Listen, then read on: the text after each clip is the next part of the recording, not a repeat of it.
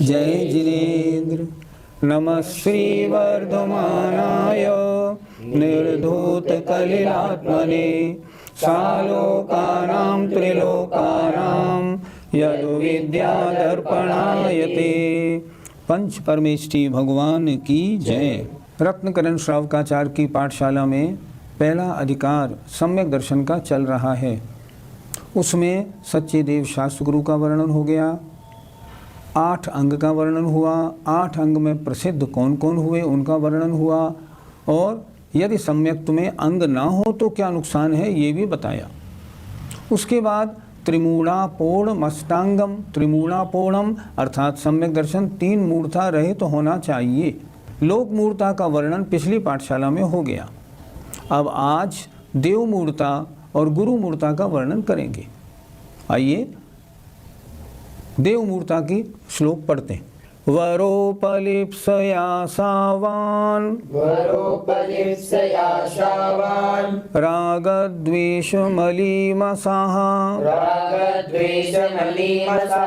देवता यदुपासीत देवतामूढमुच्यते। बोलिए। वरोपलिप्सया सावान् रागद्वेषमलीमसा देवता यदुपासीत देवतामूढमुच्यते। वर उपलिप्सया सावान्, वर माने अपनी इच्छित वस्तु, जिसको मैं चाहता हूँ उस वस्तु को प्राप्ति की आशा से सहित होकर, मुझे ये वस्तु चाहिए, उन भगवान की उन देवता की पूजा करोगे तुम्हारी मनोकामना पूरी होगी। उस देवी की पूजा करोगे जो चाहोगे सो मिलेगा, वो बता रहे हैं। वर माने अपनी इच्छित वस्तु जो आपने अपने मन में सोची है। वर इच्छित वस्तु की प्राप्ति की आशा सहित होकर राग और द्वेष से मलीमसा, राग द्वेष रूपी मल से मलिन अर्थात रागी द्वेषी देवता, देवताओं की यद उपासित जो उपासना पूजा की जाती है, देव देवता मूढ़ मुच्यते वह देव मूढ़ता कहलाती है। मैं क्या कार्य करूं, मुझे पैसा चाहिए, ठीक है, तुम उन देवता की पूजा करो और ऐसे पूजा करो तुम्हारा सब मामला सिद्ध होगा। मेरी बेटी की शादी नहीं हो रही है, मैं बीमार हूँ, क्या करूँ, उन देवताओं की आराधना करो, वहाँ ये सामान चढ़ाओ, वहाँ ये बोली बोलो, ऐसा करोगे तुम्हारा कार्य सिद्ध हो जाएगा। अगर ऐसा करके कई देवताओं की उपासना की जाती है, कौन से देवता, जो राग देश से मैले हैं। सच्चे देव वीतराग सर्वहितोपदेशी के अलावा अन्य जितने भी देव हैं, चाहे वे लोकांतिक देव हों, चाहे सर्वार्थ सिद्धि के देव हों, चाहे सौधर्म इंद्र हों, अन्य छोटे मोटे देवताओं की बात तो छोड़ दो। ये जो बड़े बड़े महान देव हैं इनकी भी उपासना ना देव मूर्ता है, मिथ्यात्व है। इनकी उपासना भी कार्यकारी नहीं, उपासना योग्य तो वे अरहंत भगवान पंच परमेष्ठी 9 देवता ही हैं। गुरुजी, श्री राजवार्तिक जी में कहा है कि देवों में शापानुग्रह नाम की शक्ति होती है, तो उससे हमें फल क्यों नहीं मिलेगा? श्री राजवार्तिक कार ने जो भी लिखा है बिल्कुल सही लिखा है। देवताओं में शक्ति अच्छे बुरे करने की है, इसके लिए हम थोड़ी मना कर रहे हैं, लेकिन आपका अच्छा बुरा अगर आपके पाप और पुण्य कर्मों का उदय नहीं है कोई नहीं कर सकता। शास्त्रों में कितने उदाहरण मिलते हैं। आप सोचिए, भगवान आदिनाथ महाराज को 13 महीने 9 दिन तक आहार नहीं मिला। देवता लोग कहाँ गए थे बताओ, उन्होंने क्यों नहीं व्यवस्था करा दी। भगवान पार्श्वनाथ पे 7 दिन तक उपसर्ग होता रहा, कोई भी देवी देवता क्यों नहीं आया। जब तक कर्म का उदय है तब तक कोई ना शाप दे सकता है ना अनुग्रह कर सकता है। पुण्य पाप अपना है, अगर आपके पुण्य का उदय है तो सहायता करने के लिए कोई न कोई ज़रूर आएगा। इसलिए इन देवताओं की पूजा करने से मेरा ये काम बन जाएगा, नहीं, कुछ नहीं हो सकता। हाँ, अगर अरहंत परमेष्ठी की पूजा की जाए और सातावेदनी कर्म का विशिष्ट फल बंधे तो वो विशिष्ट उदय में आएगा, तो उसके उदय में आपको सांसारिक सुखों की प्राप्ति स्वयमेव होगी, अरहंत भगवान देने वाले नहीं। इसलिए इन रागी द्वेषी देवताओं की पूजा करने से कोई भी अच्छा बुरा नहीं हो सकता जब तक कि आपके पुण्य और पाप कर्मों का उदय ना हो। देने वाले तो आपके पुण्य पाप कर्म हैं, अन्य कोई नहीं। पंडित जी, संसारी सुख तो सभी को चाहिए और रागी देशी देवताओं से मांगने के लिए आपने मना कर दिया और अपने भगवान कुछ देते नहीं, तो क्या करें? एक गलती ठीक करो भैया, मैंने मना नहीं कर दिया। अरे आगम मना कर रहा है भाई, शास्त्र मना कर रहे हैं। शास्त्रों में लिखा है ऐसा मत करो, मेरा नाम क्यों लेते हो? आगम की बात नहीं मानोगे तो आगम की बात मानो। अच्छा, हम एक बात पूछते हैं। आचार्य मानतुंग महाराज को जेल में बंद कर दिया, 48 ताले लगा दिए।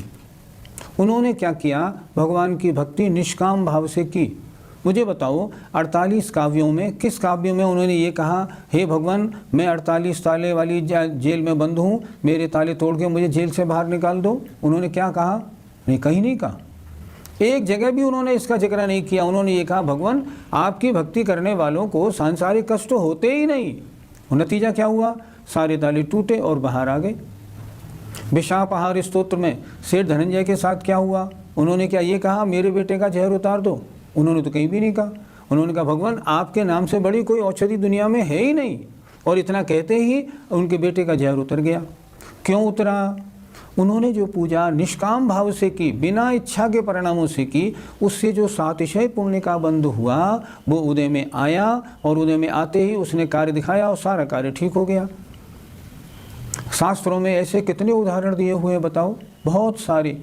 वादिराज महाराज के कोढ़ था, राज दरबार में बात चली, मुनि महाराज आए हैं, वे कोढ़ी हैं। सेठ जी बोले ये हो ही नहीं सकता, हमारे मुनि कोढ़ी थोड़ी होते हैं। उन्होंने जाके मुनि महाराज से चर्चा की, महाराज ऐसे ऐसे चर्चा हो रही थी। बोले ठीक है तुम जाओ। उन्होंने क्या किया? उन्होंने अपना सिर्फ स्तोत्र ही तो बनाया, एक ही भाव स्तोत्र बनाया। नतीजा क्या हुआ? सारा कोढ़ समाप्त हो गया। कितने समय में? अंतर मुहूर्त में। भगवान की भक्ति तो बड़ी फलदायी होती है, लेकिन निष्काम भाव से करनी है। विधान करो, रोज करो, अशांति के कारण ही उपस्थित नहीं होंगे। अशांति के कारण अगर कोई उपस्थित हुआ, उनके उपस्थित होने पर भी मुस्कराना है, समता परिणाम से सहना है। उनके लिए विधान मत करो, आप निष्काम भाव से विधान करो। आपत्तियां आएंगी ही नहीं, आएंगी टल जाएंगी। और आपत्ति किस पे नहीं आती हैं? सब पे आती हैं। आपत्ति आती है, अशांता कर्मों की निर्जना होती है, आप समता परिणाम रखिए, नवीन पाप बंद नहीं होगा। यही करने योग्य है। देवी देवताओं की पूजा करके मिथ्या तो नहीं बांधना है, अन्यथा अगली पर्याय नरक तरंज की मिलेगी। बड़े भाग्य से मनुष्य पर्याय मिली है, इसका हमें लाभ उठाना है। सम्यक दर्शन 3 मूर्ताओं से रहित होना चाहिए। 2 मूर्ताओं की चर्चा हो गई, पहले लोक मूर्ता, दूसरी देव मूर्ता। अब आज गुरु या पाखंड मूर्ता की चर्चा इस श्लोक में होगी। सग्रंथारंभ हिंसानाम संसारावर्तवर्तिनाम पाखंडिनां पुरस्कारो गेयं पाखंडी मोहनम। बोलिए, सग्रंथारंभ हिंसानां संसारावर्तवर्तिनां पाखंडिनां पुरस्कारो गेयं पाखंडी मोहनम। जो परिग्रह सहित है, अर्थात जिनके पास मोबाइल हैं, लैपटॉप हैं, कंप्यूटर हैं, पैसा है, बैंक में अकाउंट है, पैसा का लेन देन करते हैं, पैसे तय करके आहार पे जाते हैं आदि, चाहे वो जैन साधु हों या अन्य साधु हों, कोई भी हों, अगर वो परिग्रहवान है तो पाखंडी मूर्ता, वे सेवा करने के योग्य नहीं।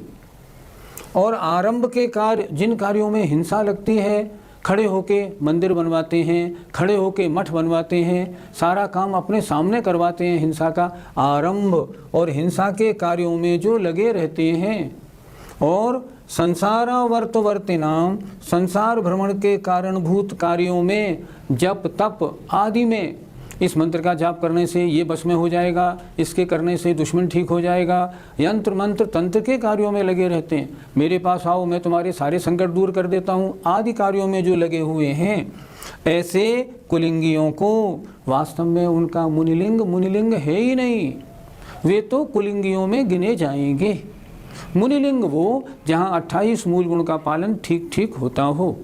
ऐसे कुलिंगियों को पुरस्कारो प्रोत्साहित करना, उनका आदर सम्मान करना, उनकी व्यवस्था बनाना, उनके प्रवचन कराना, उन्हें आहार देना, उनकी सेवा करना, उन्हें नमोस्तु करना, ये सब पाखंडी मोहनम ज्ञेयम, पाखंडी मूर्ता जाननी चाहिए। हमारे आराध्य तो दिगंबर साधु हैं। कैसे? पहले बताया ना, विषयाशा वशाती तो निरारंभो परिग्रह, पंच इंद्रियों के विषयों की आशा के वश में नहीं है। इंद्रियों संबंधी कोई विषय नहीं चाहिए, आरंभ नहीं, परिग्रह नहीं। कार्य क्या करते हैं? ज्ञान ध्यान तप में लीन रहते हैं। ऐसे साधु प्रणम्य हैं। उन साधु के दर्शन करो, अपने को कृतार्थ मानो, उनकी सेवा, उनका पुरस्कार, उनको प्रोत्साहित करना है, उनकी व्यवस्था बनानी है, इनकी व्यवस्था नहीं बनानी। अगर बनाएंगे ना तो गुरु मूर्ता पाखंडी मूर्ता कहलाएगी, सम्यक्त में दोष होगा।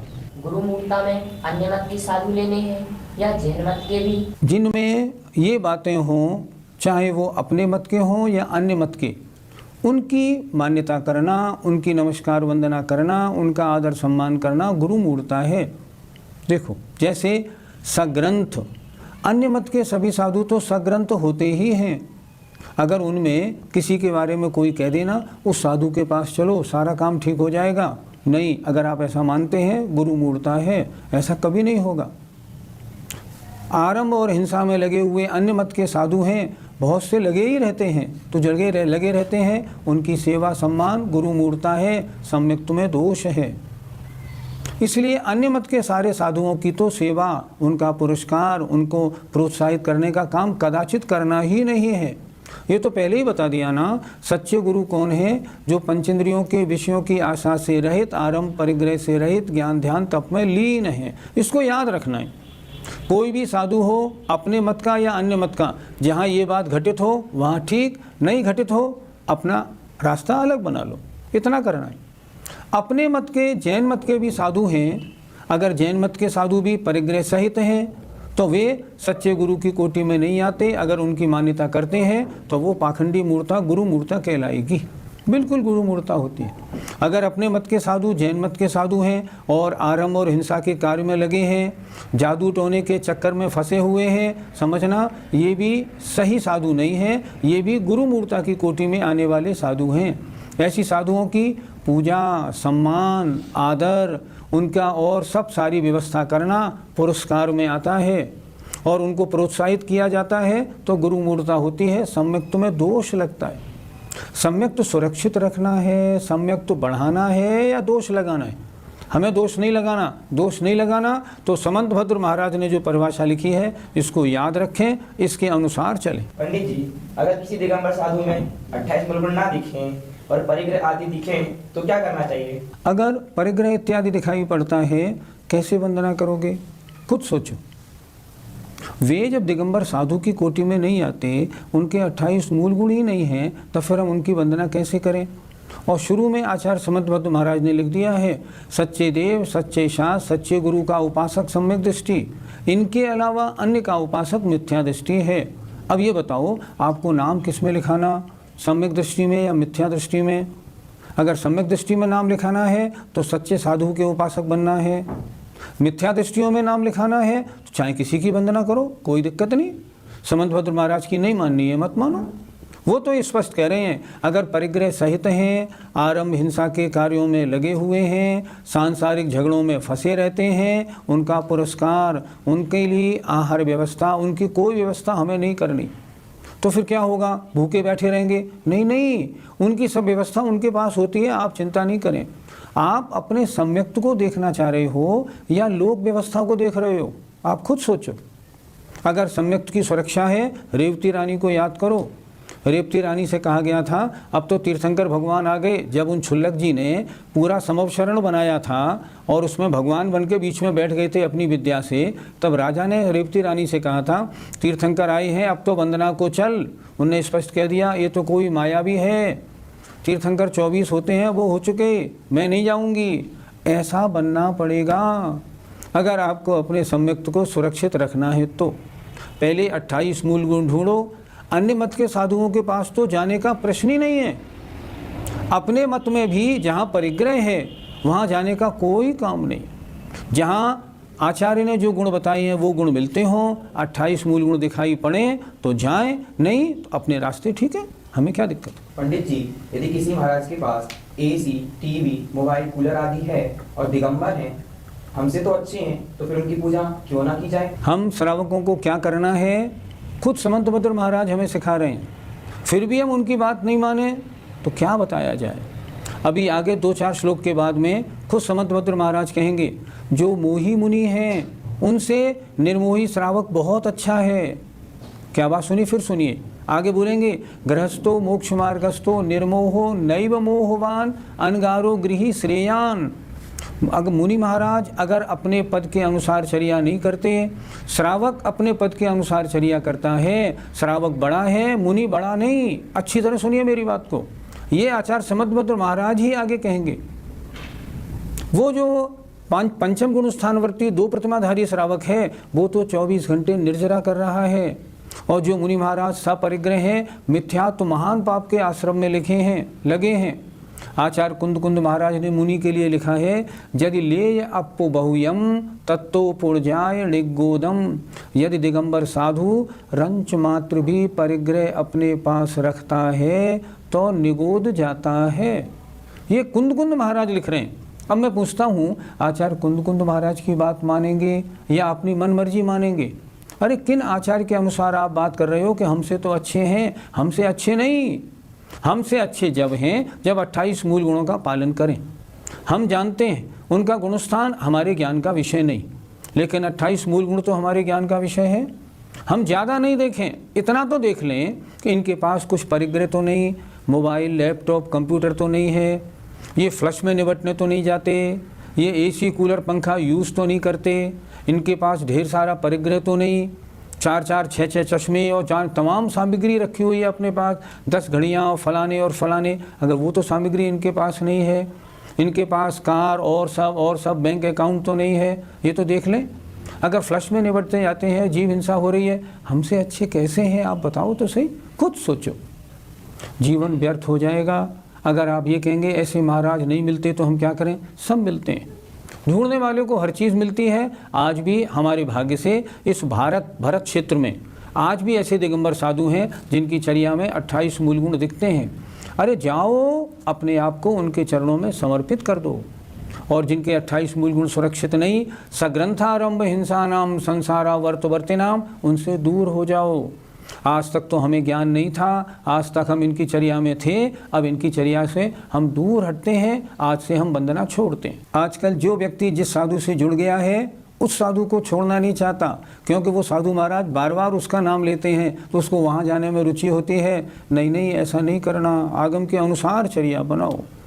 इस तरह 3 मूर्ताओं का वर्णन हुआ जो हमें अपने जीवन में उतारना है। जो उतारेगा उसका जीवन सफल होगा। जय जिनेंद्र।